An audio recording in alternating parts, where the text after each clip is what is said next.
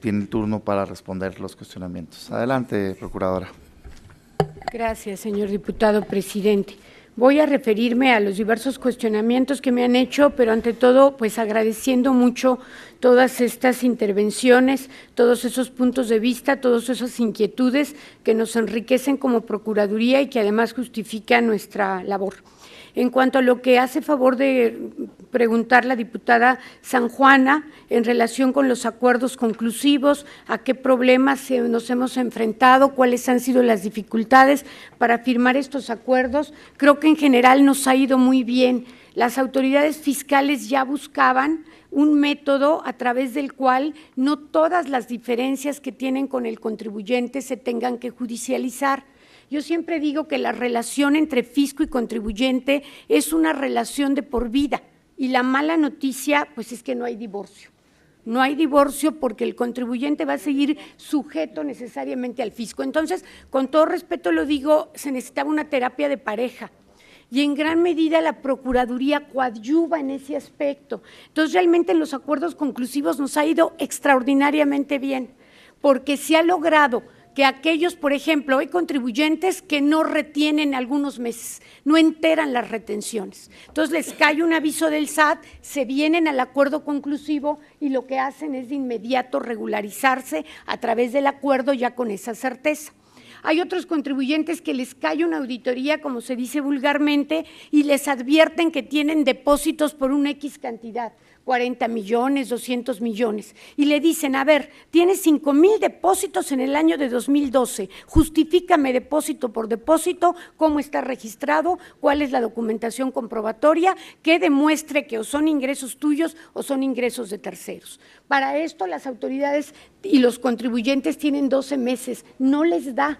Tuvimos el caso de un ingenio, que desde luego pues no puedo revelar su nombre, pero que efectivamente eran tantas sus deducciones por el tipo de trabajo que efectúa, eran como 5,000 documentos comprobatorios de los pagos a los cañeros, que no daba en una auditoría para poder desahogar todo esto. Vienen a la Procuraduría, solicitan el acuerdo y se suspenden los plazos para que tenga que liquidar la autoridad. Entonces, al suspender los plazos, se abre un espacio, ahora sí que de relax, con perdón de usar esa palabra, un espacio de tranquilidad y de neutralidad para toda negociación propia de una auditoría. Y al negociar no quiero decir que se estén transando las contribuciones, sino que la ley fiscal es interpretable y precisamente la presencia de la Procuraduría garantiza que el acuerdo sea transparente, porque en auditorías pues siempre han existido estas negociaciones para revisarte tu documentación, ver si este gasto es deducible o no.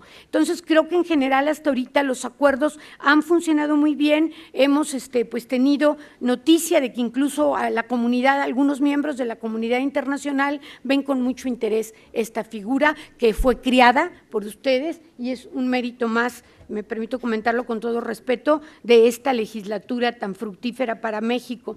Luego tenemos una pregunta muy interesante de la contabilidad electrónica por parte de la diputada San Juana, que en esencia ella nos participa, que pues fue la voluntad de este Congreso que la entrada en vigor de la contabilidad electrónica a través del 28 fracción cuarta fuera de manera escalonada. Prodecon ha insistido mucho en esto, incluso ha sacado boletines de prensa y ha estado trabajando con el SAT. El SAT convocó a la Procuraduría para que elaboráramos las reglas de contabilidad electrónica y la Procuraduría ya obtuvo, como lo informó incluso el propio SAT, que hubiera un mayor deferimiento de la contabilidad y que sea hasta enero cuando se tienen que empezar a enviar todas estas cosas, toda esta contabilidad por vía electrónica. Sin embargo, nosotros sí creemos, y así se lo he comentado yo al propio jefe del SAT, que tal vez aún tenga que darse un mayor escalonamiento, un mayor diferimiento en cuanto a sectores de contribuyentes. Curiosamente aquí los que más fácil pueden cumplir son las pequeñas y medianas empresas, porque manejan 70 cuentas, 80 cuentas, 90 cuentas contables. En cambio, los grandes contribuyentes manejan 5,000, 10,000 cuentas y esas 5,000 o 10,000 cuentas las van a tener que compactar en las 71 que prevé la regla y enviar mensualmente. Creemos que es una medida positiva, pero que tiene que ir de manera escalonada escalonada para las personas morales y aún más para las personas físicas. Ya hay ahorita un diferimiento hasta enero, pero la Procuraduría ha seguido trabajando en este tema, tanto con el Instituto Mexicano de Contadores Públicos como con diferentes organizaciones representantes de contribuyentes. Por lo que toca al impuesto especial de producción y servicios, al que también se refería la diputada San Juana, como ustedes mismos lo definieron, legisladores y legisladoras, la Procuraduría no tiene competencia en política de ingresos. Esa es competencia de esta alta soberanía.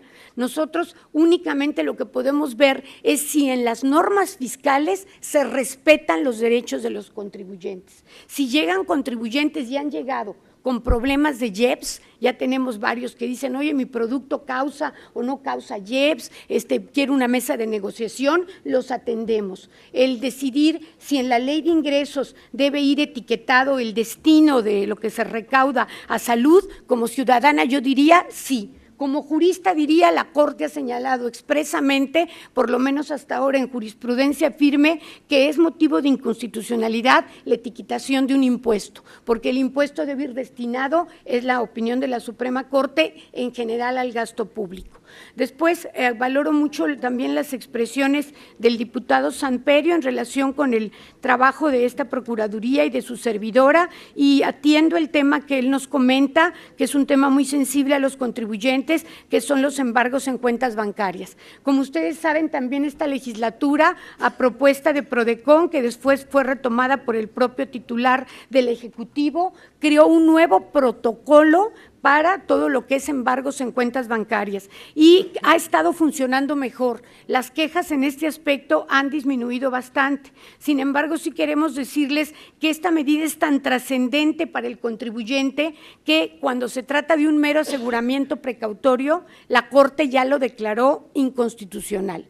Y que cuando un contribuyente diputado viene a la Procuraduría con esta queja, de inmediato lo atendemos y estamos logrando pues prácticamente la desinmovilización prácticamente inmediata de sus cuentas. Incluso hasta hay terceros que les inmovilizan una cuenta y que ni siquiera son los deudores. Allí nos ha apoyado mucho la Conducef y la Comisión Nacional Bancaria, dándonos la información de quién responde realmente la cuenta. Entonces, sí se presenta todavía la problemática, diputado, sí es grave. Prodecon emitió una recomendación, pero ha habido progresos sustanciales, son menos los actos lesivos de autoridad que conoce la Procuraduría en esta materia y estamos obteniendo rápidamente la liberación de cuentas bancarias en este tema. Y muchas gracias por su cuestionamiento. Y muchas gracias al diputado del Partido Verde Ecologista, Pérez Tejada, también por sus importantes preguntas, por el interés que siempre ha tenido en la labor de esta Procuraduría.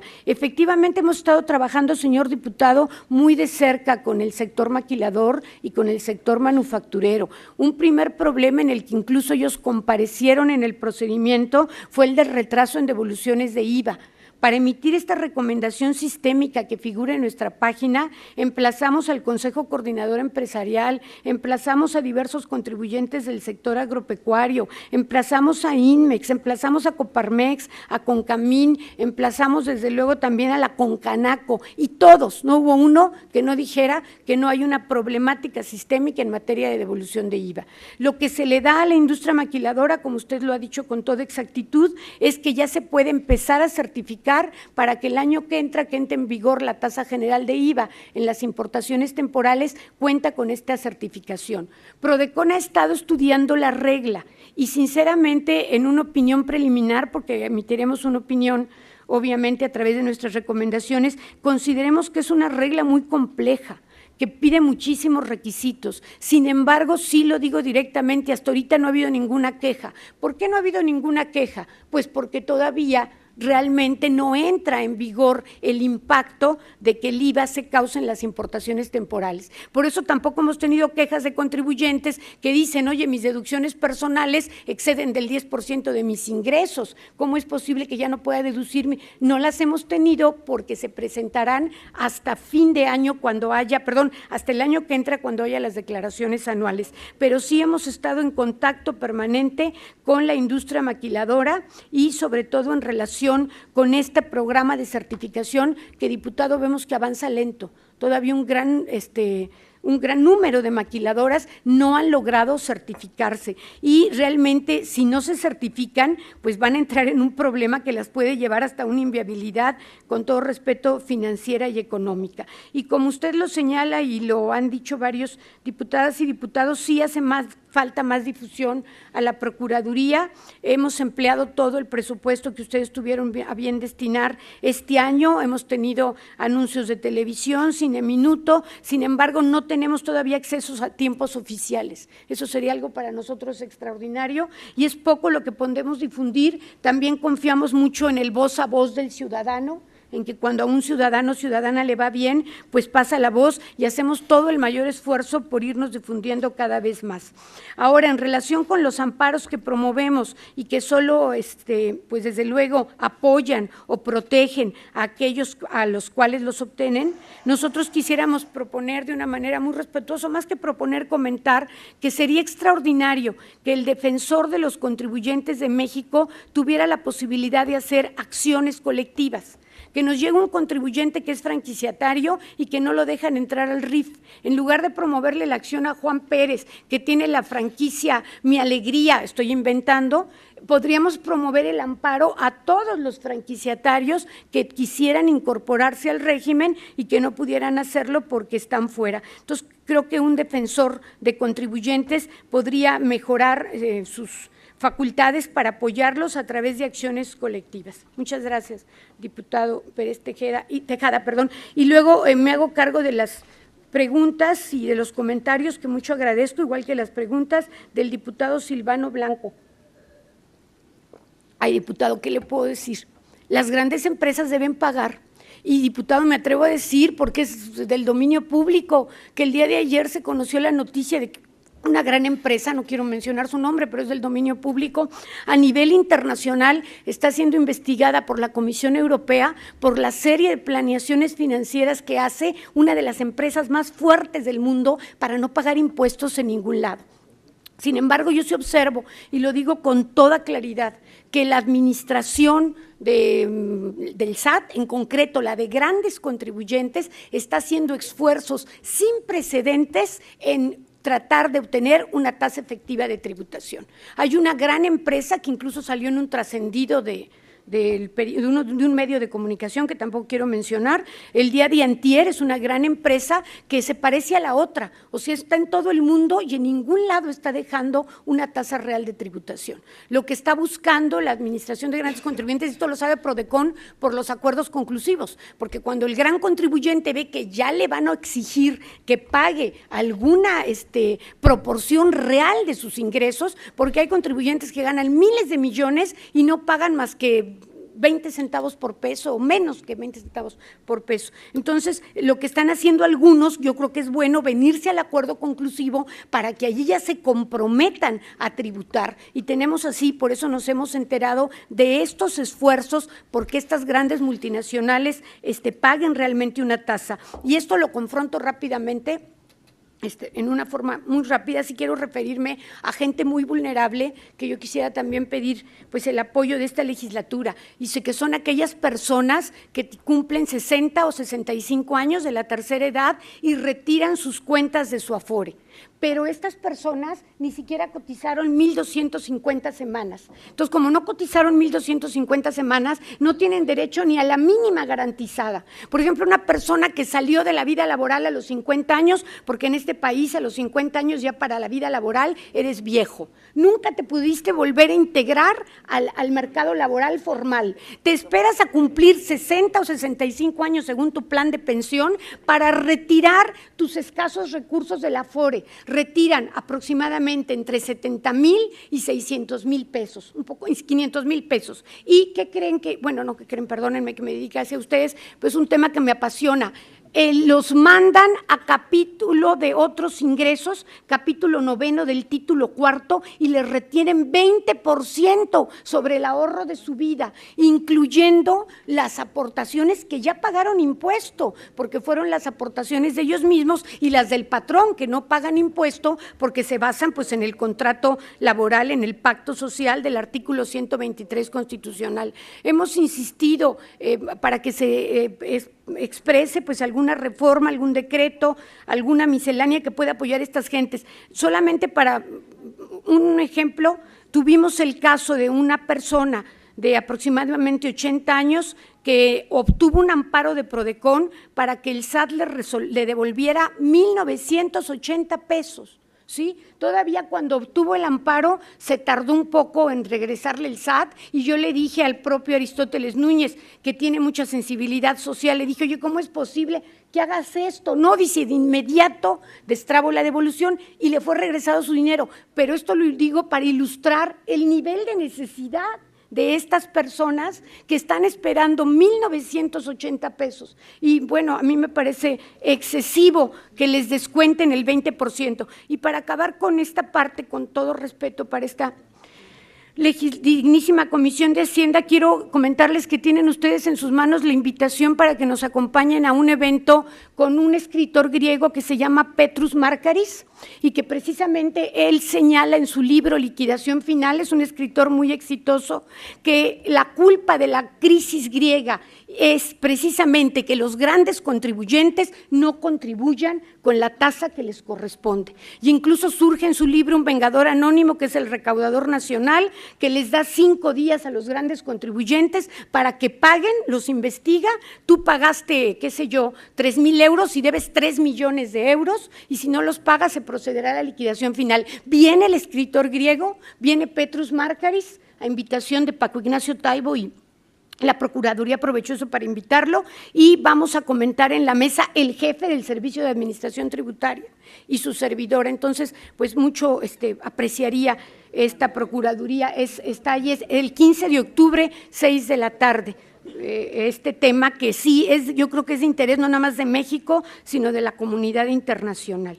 Bueno, en cuanto a la diputada Margarita Licea, querida amiga y destacada diputada, que siempre nos ha apoyado muchísimo, pues ante todo, diputada, agradecerte mucho tus palabras, tomamos siempre muy en cuenta lo que tú nos has hecho favor de exponernos, la importancia de que tengamos una mayor difusión, que podamos, lo has expresado a mi juicio pues muy bien, acabar con la soledad del contribuyente. Efectivamente, cuando a un contribuyente grande o pequeño le llega un requerimiento, le llega una multa, le llega un crédito, se siente profundamente solo, porque muchas veces no puede entender ni siquiera el documento, ¿sí? El documento, yo que he dedicado toda mi vida al estudio del fiscal, pues a veces tiene uno que emplear horas y horas en algunos documentos para poder entender lo que están diciendo. Y sin más me dirijo a las inquietudes, diputada, que presentas sobre el régimen de incorporación fiscal. Yo creo que el régimen de incorporación fiscal como concepción es positiva. ¿Por qué? Porque yo considero que es importante que quienes se encuentran en la formalidad se incorporen. Ahora, la Procuraduría como línea de trabajo determinó el régimen como lo aprobó el Honorable Congreso de la Unión, más allá de ser positivo o no, es la decisión de nuestra soberanía y desde luego la Procuraduría tiene que estar en esta línea, pero estaremos muy pendientes de cualquier violación de derechos del contribuyente y allí yo puedo atreverme a decir, hay una falla estructural en el régimen. La falla estructural es que mete, con todo respeto lo digo, por la experiencia, al mismo cajón a contribuyentes que pueden ganar 60,000 al año, 100,000 al año, 200,000 al año, hasta 300,000 tal vez al año, y aquellos pequeños negocios o ni tan pequeños, restaurantes, ferreterías, en este país. El que tiene ingresos hasta por 2 millones, digamos entre 1,000,000 y 2 millones al año, aunque sean ingresos brutos generales, es un privilegiado. Es un privilegiado a mi modesto juicio y según los estudios, y qué bueno que esa persona sí tenga la posibilidad, esa sí la tiene, de entrar a internet, de tener una computadora y además ahora de no pagar impuestos. Pero no podemos, a juicio, ese es un respetuosísimo juicio de nosotros, meter en ese cajón pues a toda una serie de personas que viven a nivel de subsistencia. Hay muchos pequeños contribuyentes que estaban en repecos que su economía es economía de subsistencia. Entonces, cuando tú estás en una economía de subsistencia, como muy bien decía la diputada, pues te entra una gran angustia sobre qué será ahora lo que me espera, qué me van a exigir, pues si yo apenas la libro, si yo apenas salgo. aunque en realidad no van a pagar impuestos, pues tienen todo este miedo del cambio tecnológico. Entonces, de una forma muy respetuosa, creemos que allí se debería hacer un parteaguas, y esto lo digo de una forma muy respetuosa, y a determinados contribuyentes sí meterlos hasta cierto límite, hasta ingresos, qué sé yo, eso lo decidirá desde luego la legislatura, 100,000, 200,000, 300,000 anuales, pues que se queden en una cuota fija, que eso no lo saca de su umbral en el que vienen tributando. Esa es una opinión muy respetuosa. Ahora, el programa Crezcamos Juntos, nosotros consideramos pues que es un esfuerzo por generalizar o hacer más mercadológico el régimen de incorporación fiscal. La Procuraduría, pues también, como se trata de un programa que da facilidades, no lo puede observar. Nosotros observamos lo que dificulta al contribuyente, no lo que le da facilidades. Ahora, ¿qué facilidades le va a dar? Ya excede la competencia de la Procuraduría. Por ejemplo, si le van a dar crédito de Infonavit, si le van a dar capacitación de la Secretaría del Trabajo, si le van a dar un crédito del Instituto Nacional de Emprendedores, todo lo hemos investigado, pero nosotros ya no podemos calificar esas facilidades, que corresponde desde luego, en primer lugar, esta soberanía y al titular del Ejecutivo Federal. Y luego me faltan las preguntas de la diputada Araujo, solamente, ¿verdad? Diputada, muchísimas gracias por sus palabras, las valoro muchísimo, y precisamente creo que ya en relación con lo de Repecos y RIF, esa sería más que nada mi comentario, que las modificaciones es que a mi juicio no se podía meter en el mismo cajón, lo digo en forma respetuosa, a quienes tienen ingresos ya, que hablamos de millones, y a quienes están en economía de subsistencia. Incluso el decreto de Crezcamos Juntos, cuando te dice, oye, si ganas 100,000 pesos, nomás háblame por teléfono y dice, dime cuánto ganaste. Pues trata un poco de ir en esa línea. Y efectivamente, como decía la diputada Licea y usted, diputada, el SAT, lo que ha ofrecido es, según la regla X de la miscelánea, es que el que no tenga computadora vaya a la Administración Local de Servicios, hable vía telefónica a un número o bien la entidad correspondiente a su domicilio fiscal. Sin embargo, sí queremos decir que hay muchísimas localidades en territorio nacional que no tienen internet y que en virtud de la propia regla del RIF están exentas. El SAT dijo que todos los que no tengan acceso a internet quedan exentos, tanto de esto como de la contabilidad electrónica, pero sí creemos que el RIF como idea es buena, pero consideramos que necesita ese cambio. Y en cuanto a ampliar atribuciones de la Procuraduría, quiero decir que la Procuraduría es una ley tiene una ley muy breve, apenas tenemos 28 artículos, sin embargo tenemos múltiples facultades, creo que operamos bien con esas facultades, pero probablemente en donde más problemas tenemos es cuando las autoridades nos dicen, no, es que tu recomendación no me sirve para nada, porque como es vinculatoria, no puedo, con base en tu recomendación, dejar sin efectos el acto de autoridad. Entonces, algo así como que en la ley se pudiera establecer que las recomendaciones de la Procuraduría serán fundamento suficiente para que un funcionario fiscal deje sin efecto su acto, porque la recomendación es pública, no se le está pidiendo que deje sin efectos algo en lo oscurito, sino algo que está apareciendo en un documento público, oficial, que aparece en la página y en donde se señalan uno por uno las violaciones que se cometieron. Muchas gracias. No sé si me faltó alguna pregunta, pediría disculpas por ello, señor diputado presidente. Perdón. Al contrario, muchas gracias por sus respuestas, fueron por demás puntuales y creo que todos los diputados recibieron respuesta de sus comentarios. Con esto concluimos la intervención de la Procuradora. Hay un espacio que tienen derecho los diputados, si alguien quiere hacer uso de la réplica. No tengo registrado alguna persona, pero si es así, se abre el espacio para aquellos grupos que deseen así hacerlo, por hasta 3 minutos. Tiene usted la palabra, diputado, a nombre del PRD.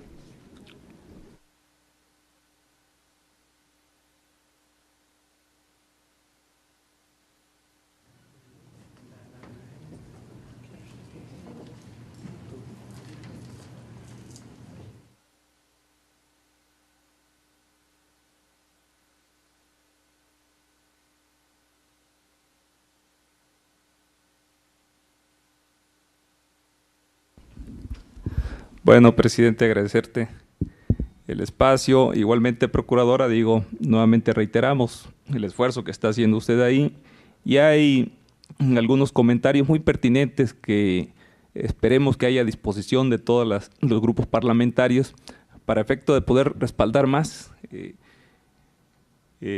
la actividad que usted realiza ahí en la PRODECON. Por ejemplo, el tema de acceso a los tiempos oficiales es fundamental. Digo, el grueso de la ciudadanía no tiene idea de lo que ustedes realizan, la función que tienen, lo que les puede servir a los contribuyentes en el país.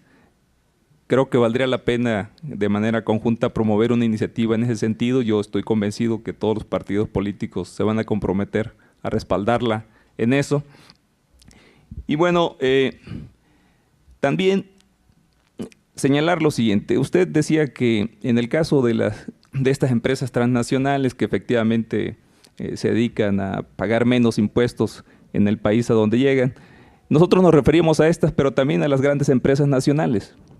O sea, si usted hace un recuento, los grandes millonarios que tenemos nosotros en nuestro país han sido favorecidos por el Estado en dos vías. Una, a través del tema de las privatizaciones, y dos, a través del tema de los privilegios fiscales que tienen. Digo, y eso es de todos conocidos, la gran cantidad de empresas en el país que han sido privilegiadas. Y pues puntualizar que efectivamente ahí decía yo que esa política económica que impulsó el PRI, por supuesto que es exactamente la misma que tiene el PAN. Digo, me extraña que a veces los amigos del PAN pretendan ser una oposición fuerte y ahora reclamen cosas que en 2 periodos de gobierno fueron incapaces de hacer. Digo, como este tipo de circunstancia. Es decir, que digan que ellos sí defienden a los pequeños contribuyentes, que sí estaban en contra de algunas, en este caso de la reforma fiscal que se hizo el año anterior, pero bueno, estaban en contra porque fundamentalmente pues ellos estaban cuidando una rentabilidad electoral, y así es la posición que ellos han tenido, no porque quieran defender al contribuyente. Digo, eso nos queda muy claro. De parte del PRD, por supuesto que no nos quedamos en el tema del discurso. Nosotros hicimos una iniciativa el año anterior para el tema de la devolución del IVA, precisamente que no fueran los términos como se viene dando actualmente y como se estaba dando anteriormente, porque demostramos los miles y miles de millones de pesos que se devuelven cada año a estas grandes empresas. Y esa iniciativa no prosperó efectivamente porque, bueno, el PRI y el PAN y los aliados hicieron que no prosperara la iniciativa que nosotros interpusimos el año pasado. Digo, eso queda muy claro. Pero también en el tema de los repecos hay una iniciativa de nuestra parte, donde también la suscribí con otra compañera del PRD. Yo espero que haya condiciones, así como usted bien refería, de que quizás pueda haber una cuota fija a un segmento, el segmento más vulnerable. Bueno, en esos términos, si no aceptan las iniciativas que ya están, la que nosotros propusimos, la que el propio PAN propuso en este tema, bueno, pues esperemos que haya sensibilidad del Ejecutivo para que haya una modificación y a este segmento de contribuyentes más vulnerables, pues se pueda poner una cuota fija y realmente se les pueda ayudar. Sería todo y agradecerle su atención. Gracias. Gracias, diputado. ¿Algún otro grupo parlamentario que quiera hacer uso de derecho de réplica? Si esto no es así, con esto concluimos la ronda de preguntas. Si desea, Procuradora, hacer un comentario final, y si no, adelante. Nada más agradecer muchísimo el que me hayan permitido presentar el día de hoy el trabajo que se ha venido realizando en la Procuraduría de la Defensa del Contribuyente y ponerme incondicionalmente a las órdenes de esta Comisión de Hacienda para lo que tenga bien disponer. Muchísimas gracias. Le agradecemos a nombre de la comisión a la licenciada Diana Rosalía Bernal Ladrón de Guevara, Procuradora, el haber participado ante la Comisión de Hacienda, de hacer uso de sus facultades, de darnos sus comentarios. Muchas gracias, felicidades por el trabajo que está desempeñando y muchas gracias por las recomendaciones tan específicas que hace usted a la Comisión de Hacienda en el marco del debate del paquete económico. Gracias. Muchas gracias.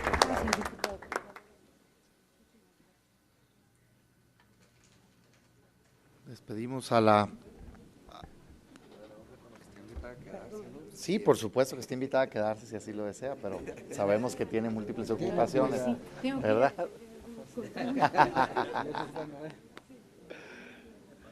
Sí, por favor. Bueno, continuamos con el orden del día. El siguiente punto del orden del día es el relativo a la exposición del maestro Pedro Ángel Contreras López, director general del Centro de Estudios de las Finanzas Públicas de la Cámara de Diputados en relación con el paquete económico para el ejercicio fiscal 2015. Sea usted bienvenido, maestro Pedro Ángel Contreras López, muchas gracias por estar aquí ante esta Comisión de Hacienda y tiene usted el uso de la palabra para exponer el tema. Perdón, sí. De acuerdo, vamos a dar unos minutos para permitir la despedida de la procuradora. Tiene toda razón, diputado, si me permite.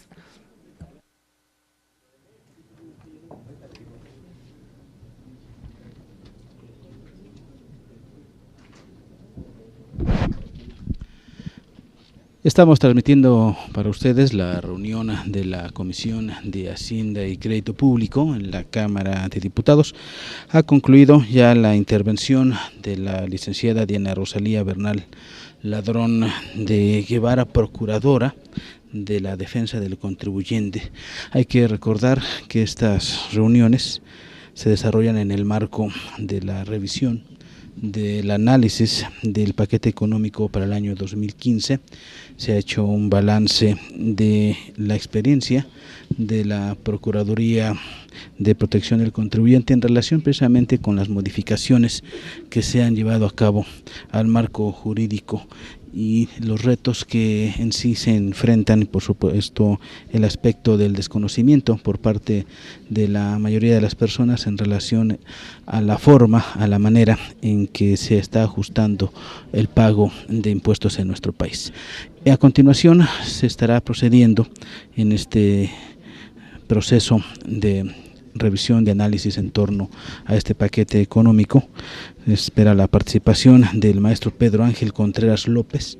Él es director general del Centro de Estudios de las Finanzas Públicas en relación con el paquete económico para el año 2015. Señores diputados, integrantes de la Comisión de Hacienda y Crédito Público, voy a permitirme hacer una presentación sobre la información relevante del paquete económico solamente en la parte de criterios de política económica y en la parte de la iniciativa de ley de ingresos de la Federación, que es la materia propiamente de esta comisión. Yo quisiera hacer dos comentarios antes de iniciar. El primero, que como ustedes saben, por las disposiciones del Estatuto del Centro de Estudios de las Finanzas Públicas de la Cámara de Diputados, este centro solamente tiene la facultad de dar apoyo técnico e información económica y financiera a los diputados de esta honorable Cámara de Diputados sin tener autorizado emitir opinión, juicio o criterio sobre la información financiera y económica que se presente. El segundo comentario que yo quisiera hacer es un poco porque no vienen las láminas, nada más para recordar que de acuerdo a la ley, la iniciativa, el paquete económico se presentó el día 5, tenían de fecha hasta el día 8 de septiembre. Para aprobar la ley de ingresos, la Cámara de Diputados tiene como fecha límite el 20 de octubre, la Cámara de Senadores tiene fecha límite el 31 de octubre, para después dar paso a la discusión solamente en la Cámara de Diputados del presupuesto de egresos de la Federación, que deberá estar aprobado a más tardar el 15 de noviembre y con esto concluye el ciclo de aprobación del paquete económico para el 2015. Habiendo dicho esto, me permito iniciar la presentación sobre la información más relevante que viene en los cientos y cientos de páginas del paquete económico. Adelante. La primera referencia genérica que pues, debería de tenerse en cuenta o que se tiene en cuenta para integrar el paquete económico por parte de las autoridades hacendarias del país, toman como referencia qué está pasando en términos del crecimiento mundial y lo que podemos ver es que las estimaciones para el 2014, ustedes los pueden ver aquí en las gráficas en rojo, prácticamente todos los países hicieron ajustes a la baja o los países más importantes.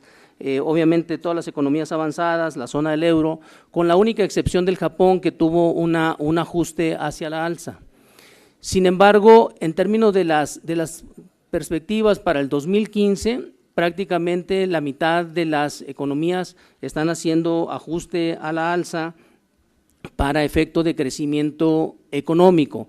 Digamos que ese es el marco sobre el que va a descansar todo el paquete económico, sobre qué es lo que se prevé que pueda pasar en el 2015 en términos de proyecciones económicos. No son adivinanzas ni alguien se lo imaginó, simplemente pues se corren modelos económicos y se hacen las proyecciones sobre qué pudiera pasar con la economía el año 2015, y tenemos que, por ejemplo, economías avanzadas están haciendo una previsión hacia el alza de 2.3 que tenían en abril a 2.4 que se está considerando para el próximo año. E igualmente todas las economías emergentes, que digamos donde estamos ubicados en México, ahí tenemos una consideración a la baja. Sin embargo, en otras como en la zona euro, Estados Unidos, tienen consideraciones hacia la alza. Y digamos que ese es el marco genérico sobre el cual descansa el paquete económico. Continuamos. Ahora, ¿cuál es la situación que se tiene en términos de la economía mexicana con respecto a la primera mitad del año 2014? Y bueno, aquí vienen las estadísticas desde el 2008 hasta lo que sería el primer semestre del 14, y para tomar nada más referencia a los 2 últimos años, como saben, el crecimiento económico fue de 1.12 del Producto Interno Bruto, y el primer trimestre ya tuvo un incremento al 1.72, y como todos ustedes saben, se está esperando un crecimiento anualizado de 2.7, que eso pues está en la proyección económica y es previsible que pudiera alcanzarse, y digamos que esa es la segunda referencia que se toma. Y este dato es muy importante, a mí me interesa enfatizarlo porque como termine finalmente el crecimiento económico del 2014, digamos con esa proyección de 2.7, es como se hace el cálculo para todos los impuestos, para la recaudación de todos los impuestos, aprovechamientos y demás, todo lo tributario y no tributario. Por eso es que es muy importante que en la presentación de los criterios de política económica tener la idea y tener certidumbre al menos de la proyección sobre la cual se está descansando todo el paquete económico. Adelante. El otro tema que es relevante en términos para hacer la proyección económica, y ahorita veríamos la parte de ingresos, es cómo viene la producción, el desempeño económico relacionado con factores externos e internos. Y tenemos que la demanda externa de exportaciones ha estado creciendo. La línea roja vemos que es la producción industrial en Estados Unidos, que va hacia la alza en el último periodo, y eso, como se ha dicho muchas veces, pero porque está sustentado en números económicos, jala la producción y las exportaciones mexicanas de manera prácticamente simétrica. Esta es la producción industrial de Estados Unidos y esta es la demanda, las exportaciones mexicanas. Y igualmente tenemos una ligera recuperación de la demanda interna, como lo podemos ver aquí al final. Adelante. En ese sentido, pues bueno, podemos ver que la actividad productiva de México se encuentra en recuperación, está avanzando. Este es el último trimestre que tenemos. El desempeño de las manufacturas creció a 3.4 en el último trimestre que tenemos señalizado. E igualmente, si ustedes pueden ver aquí las gráficas acompañado con la producción, Estados Unidos prácticamente seguimos el mismo ritmo.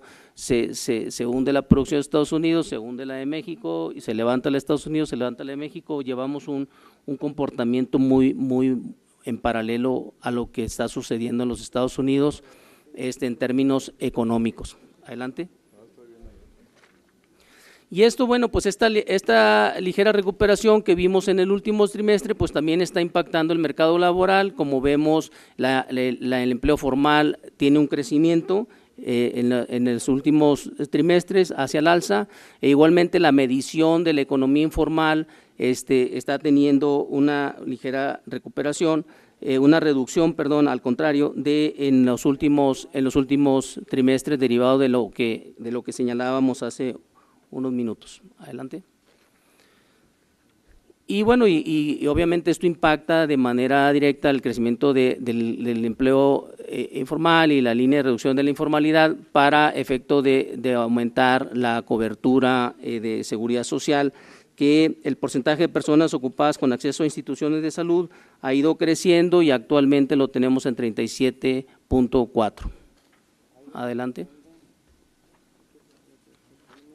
Por otro lado, el crecimiento del crédito, pues que es bien importante en términos de saber cómo está la economía mexicana y qué potencialidad tiene. Lo que podemos ver es que actualmente representa el 21.9, ha tenido un ligero crecimiento de 21.7 a 21.9, sin embargo, pues ahí va aumentando y como ustedes saben, pues el que haya más disposición de crédito tiene una repercusión en la mayor capacidad de producción y mayor oferta.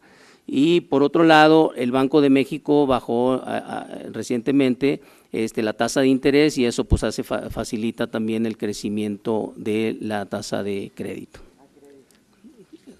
Exactamente. Y por otro lado, el tipo de cambio pues obviamente tiene un impacto muy importante porque hay que recordar que prácticamente pues, casi más del 60%, 2/3 partes de la economía mexicana está vinculada al comercio exterior y al cierre del año se está estimando que va a terminar en 13.1 y por tanto la proyección para el 2015 que vienen los criterios es de 13.0 pesos por dólar. Por otro lado, las cotizaciones del crudo han influido factores especulativos, geopolíticos y de mercados. Y al 31 de agosto tenemos que la mezcla mexicana se ha estado vendiendo en promedio a 92.22, lo cual es más de $7 arriba de lo que se había proyectado para el 2014 en la ley de ingresos vigente.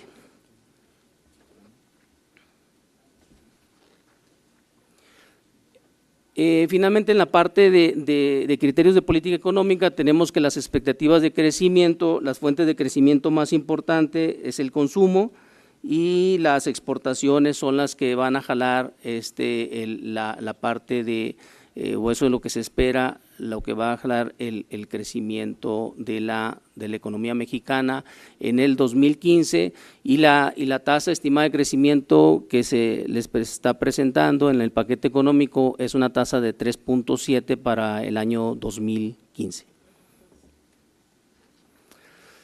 Finalmente no se alcanza a leer, pero lo tienen en sus presentaciones. Esta tabla es bien importante en términos, digamos que este es el resumen de lo que serían los principales indicadores del paquete económico y es bien importante esta tabla porque esto es lo que le permite a la Secretaría de Hacienda hacer la proyección de los diferentes tipos de impuestos y lo que son derechos, aprovechamientos que pudieran generarse en el año siguiente. Por eso es muy relevante y voy a mencionar nada más 3 o 4 de los indicadores que ya vienen en la presentación, pero esta es como una tabla resumen que a ustedes, señores diputados, les sirve mucho para efecto de que puedan analizar los números que posteriormente se les presenta en la iniciativa de ley de ingresos de la Federación. El Producto Interno Bruto, que eso es el tema más importante en términos de ver qué tanto puede crecer la recaudación el próximo año.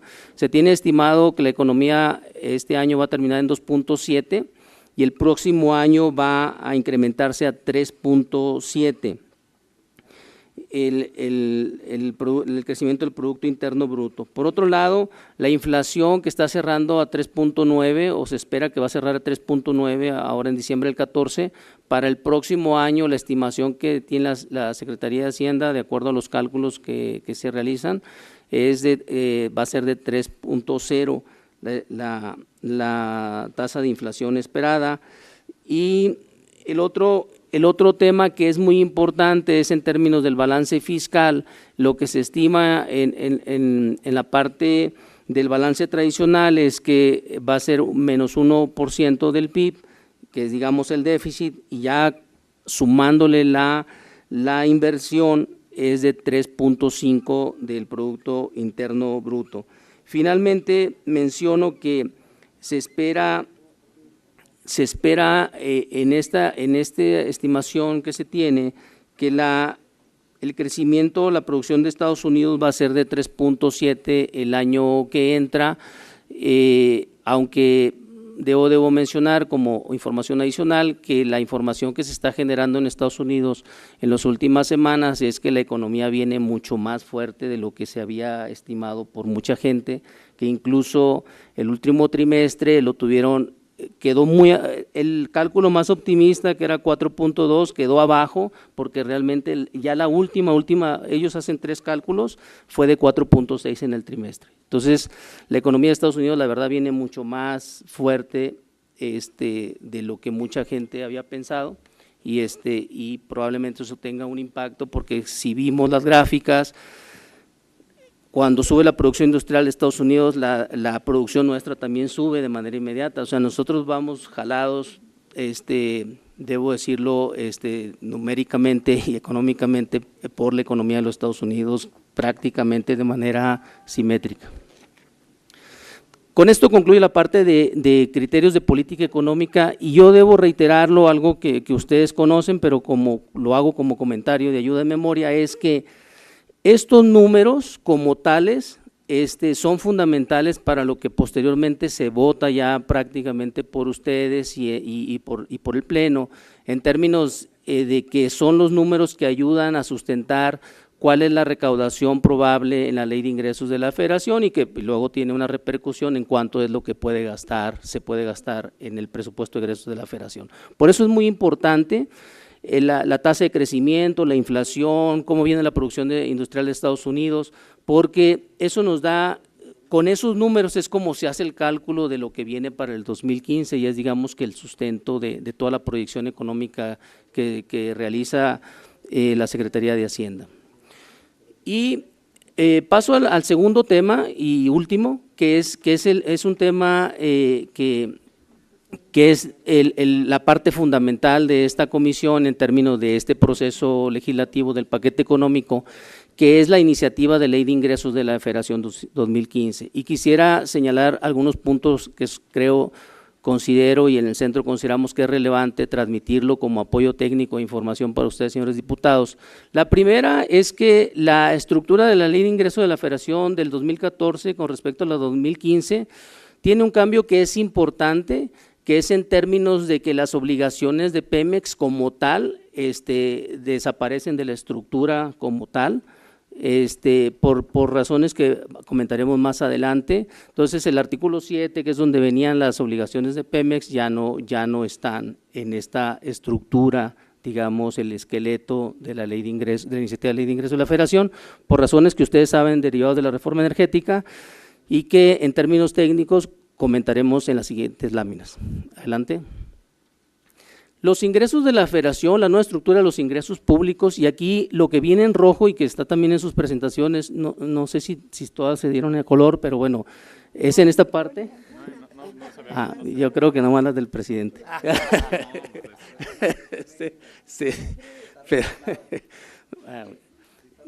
Perdón si no se las dieron a color, pero sí es muy importante porque la estructura de los ingresos de la Federación sí tiene cambios, que es relevante para ustedes y que nosotros como centro pues nos interesa enfatizar para efecto de la deliberación que ustedes van a tener en la materia.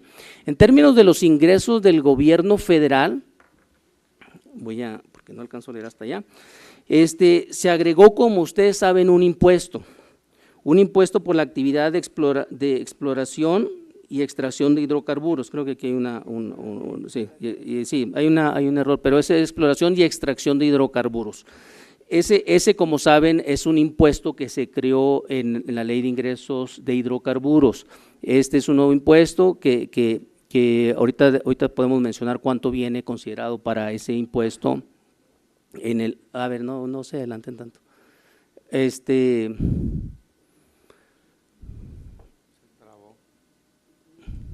Bueno, ustedes la tienen ahí en su… Y en la segunda parte, y este tema es bien importante, y es lo que les explicaba ahorita, que por qué ya no vienen las obligaciones de Pemex, en virtud de que se agregó un capítulo sexto, que son las transferencias ordinarias del Fondo Mexicano del Petróleo para la Estabilización y el Desarrollo, que ahorita veremos cuánto viene contemplado, que ustedes ya lo han de haber revisado, pero bueno, es obligación del centro hacer este resumen para presentárselos a ustedes. Entonces se agrega un capítulo sexto donde viene la parte de las transferencias, y luego en la parte de ingresos y organismos de empresas, como ustedes saben, como dejan de ser empresas de control directo, Pemex y CFE, se crea un nuevo capítulo, el capítulo 2, que habla de los ingresos de operaciones de empresas productivas del Estado, que es un nuevo concepto que viene en la Ley de Ingresos de Hidrocarburos, y por tanto, Pemex y CFE dejan de ser parte del capítulo 1, donde venían ingresos de organismos y empresas descentralizadas, y se abre un nuevo capítulo para contabilizar los ingresos de Pemex y de la CFE. Y finalmente, algo que siempre viene, la parte de ingresos derivados de financiamiento, que es toda la parte del endeudamiento, que ahorita traemos unas láminas en particular por inquietudes que nos plantearon algunos diputados para efectos de esta presentación, particularmente del presidente. Y aquí tenemos 5 temas que consideramos importantes de resaltar en términos de cuáles son los 5 cambios fundamentales que trae la Ley de Ingresos del 2015. El monto total, pues ya lo saben, pero el primer cambio importante que trae es sobre el tema de derechos sobre hidrocarburos.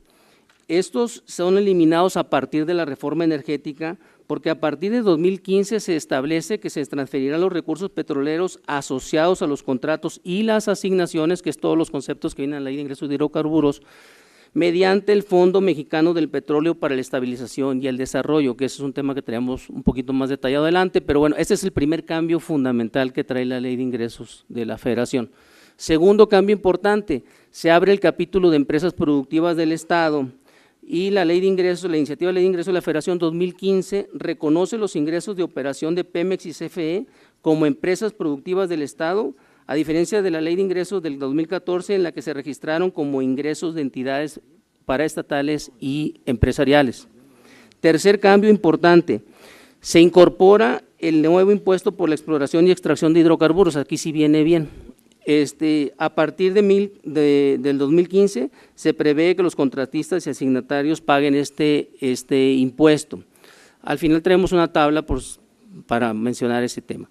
Y el cuarto cambio importante es que hay un nuevo impuesto sobre la renta sobre hidrocarburos. Como ustedes recuerdan, antes no existía un impuesto sobre la renta para hidrocarburos, todo eran los conceptos de derechos. Ahora se crea un impuesto sobre la renta que va a pagar tanto Pemex como los contratistas, pero para efecto de este presupuesto primero, solamente viene contabilizado, y ahorita vemos cuánto viene contabilizado el que va a pagar Pemex. Ese es el que viene incorporado a la iniciativa de Ley de Ingresos de la Federación, y lo que viene contemplado son 11,000 millones de pesos, y Pemex lo va a tener que pagar en pagos mensuales de 1,000 millones de pesos a cuenta de este impuesto sobre la renta. Eso es lo que viene contabilizado para la Ley de Ingresos. Y en virtud de que todavía no entra a plenitud la parte del impuesto sobre la renta de las empresas, bueno, no viene contabilizado por separado y vendrá en todo caso en el impuesto sobre la renta genérico.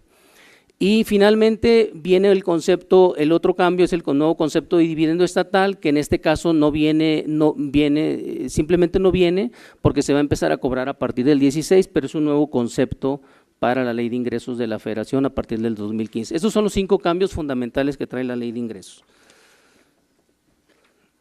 Esta tabla, bueno, es nomás para recordarle lo que ustedes ya vieron y que, por cierto, en un folleto que les pasamos sobre la reforma energética, aparte del centro, a todos los diputados, ahí viene explicado esta gráfica y demás. Antes Pemex pagaba 9 derechos, ahora va a pagar solamente 3 derechos, va a pagar el impuesto sobre la renta que ya mencionamos, va a pagar un impuesto por la exploración y extracción de hidrocarburos y va a pagar un dividendo estatal. En el año 2015, estos 3 los va a pagar al Fondo Mexicano del Petróleo, o sea, no vienen contabilizados para la Ley de Ingresos. Lo único que viene contabilizado para la Ley de Ingresos es el impuesto sobre la renta, que son los 11,000 millones, y viene un impuesto por la exploración y extracción de hidrocarburos, que la Ley de 2015, la iniciativa trae 2,200 millones contemplados que va a ingresar por este rubro. Y el dividendo estatal en el 2015 pues está en ceros porque se va a empezar a cobrar a partir del 2016. Continuamos. y ya pasamos un poco a la parte de números. La iniciativa de ley de ingresos del 2015 trae un incremento de 186,000 millones más que los que tenía en el 2014.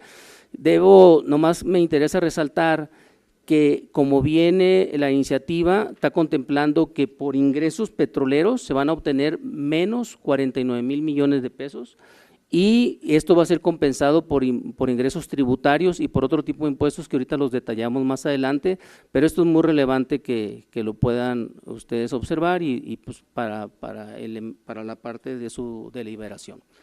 Adelante. Y aquí hacemos un desglose más detallado para que ustedes en su oportunidad lo puedan revisar y pudieran analizarlo.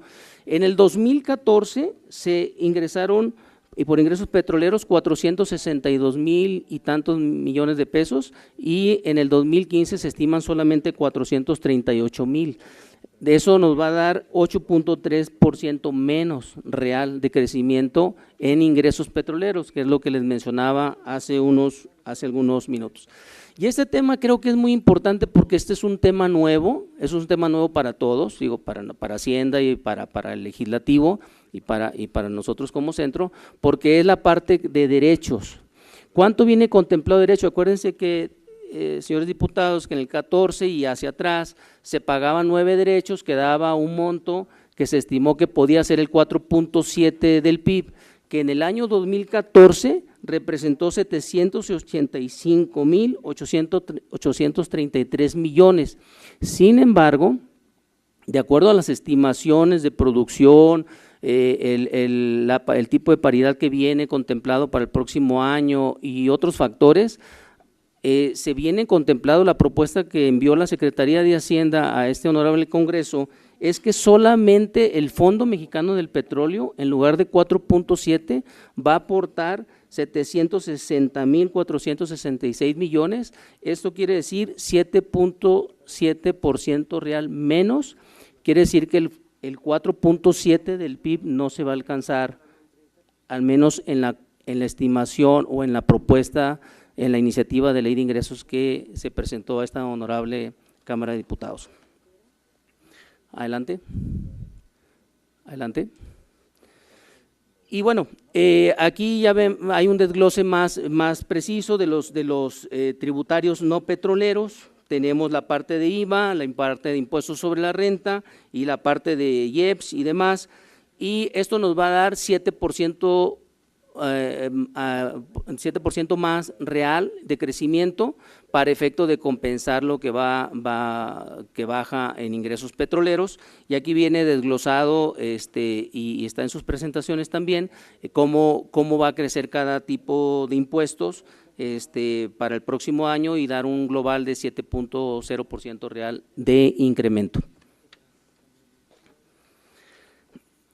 Y en la parte de los no tributarios, que son la parte de derechos, productos, aprovechamientos y contribuciones de mejoras, tenemos aquí que por derechos se van a obtener 2,571 más, por productos 397, y donde va a haber más en aprovechamientos de 9,944 y por mejora solamente 2,000 millones. Y adelante. Y aquí podemos ver la parte que van a aportar las empresas, los organismos y empresas no petroleras, y aquí tenemos que el incremento va a ser de 1.8% más, la CFE va a aportar 0.5% más en eso, el IMSS 2.5% y el ISSSTE 8.1% adicional. Esa es como viene la iniciativa en términos de lo que van a aportar los organismos y empresas no petroleras, y que la petrolera pues ya lo mencionamos en las láminas anteriores. Y bueno, finalmente el último tema que quisiéramos presentarles para su consideración y para su análisis posterior es, ¿podemos avanzar? Que es el tema de la deuda. Y aquí tenemos que la participación porcentual del techo de endeudamiento, lo que se tiene contemplado, esta gráfica lo que nos dice es qué porcentaje del presupuesto está basado en la deuda pública. Y lo que tenemos es que en el 2014, el 15.7 de lo que se gastó, de los 4 billones y 200 y algo, 15.7 provino de deuda pública, y para el 2015 se tiene estimado que de los 4 billones 600 y algo, el 14.5 va a estar apoyado o va a provenir de deuda pública. Adelante. Esto lo que nos va a dar es que el saldo de la deuda neta del gobierno federal va a crecer el próximo año de 30.4 del PIB a 31.8 del PIB. Adelante. Sin embargo, hay un tema que es muy importante que para ustedes, señores diputados, que pues tengan en los elementos de análisis, en virtud de que luego hay mucha confusión sobre cuál es realmente la deuda pública total. Entonces, aquí lo que les mostramos es cómo está la deuda pública total, ya considerando todo tipo de deuda, de IPAP, IDIREGAS, inversión, gasto público, en fin. Y tenemos que la deuda pública total, el saldo histórico de lo que se llama técnicamente requerimientos financieros del sector público, va a crecer de 42.2 a 43.3 en el año 2015. Sin embargo, un tema que también es relevante mencionar es que aunque va a crecer en términos brutos como porcentaje del PIB, su tasa de crecimiento va a bajar de un año a otro.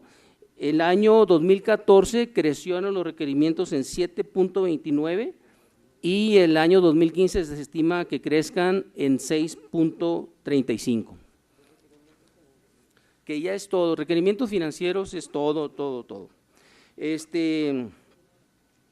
Finalmente, este tema también es muy importante porque luego se presta confusión de cuál es realmente el déficit total del gobierno, considerando todos los rubros que es deuda pública, que es gasto, que es inversión y que son PIDIREGAS, IPAP y otros requerimientos financieros.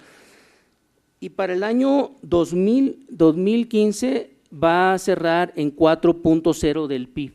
Ese es realmente el monto de endeudamiento total para el año 2015 que se tiene estimado, y si es que la iniciativa se aprueba en sus términos por esta honorable Cámara de Diputados y el Senado de la República. Va a bajar de 4.2, que fue lo que se requirió el año 2014, a 4.0 del PIB.